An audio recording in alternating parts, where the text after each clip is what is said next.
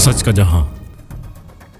Anti vehicle lifting cell AVLC ने कारें चोरी और छीनने में मुलविस 2 गैंग्स के 6 मुल्जिमान को गिरफ्तार कर लिया। तफसीलात के मुताबिक मोरका 24 नवंबर को सरजानी से चोरी की गई मेहरान कार और 31 मई को गुलिस्तान जोहर से चोरी होने वाली टोयोटा कोरोला बरामद कर ली गई। ये कामयाब AVLC औरंगी 2 और जोहर डिवीजन की टीमों ने खुफिया इत्तलात और तकनीकी जराये की मदद से हासिल की। गिरफ्तार मुल्जिमान की शिनाख्त फुरकान अली हाजानो, गुलाम अस्कर हाजानो, अजब गुल हाजानो, मेराज हुसैन, मंसूर खान और यार मोहम्मद के नामों से हुई है। बरामदशुदा मेहरान कार थाना सरजानी टाउन से चोरी की गई थी, जबकि कोरोला गुलिस्तान जोहर थाने की हदूद से सरका की गई थी। पुलिस मजीद गाड़ियों की बरामदगी और दीगर मुल्जिमान की गिरफ्तारी के लिए छापे मार रही है। गिरफ्तार मुल्जिमान से मजीद तफ्तीश जारी है और पुलिस को उम्मीद है कि ये कार्रवाई शहर में गाड़ियों की चोरी और छीनने की वारदातों में कमी का बाइस बनेगी।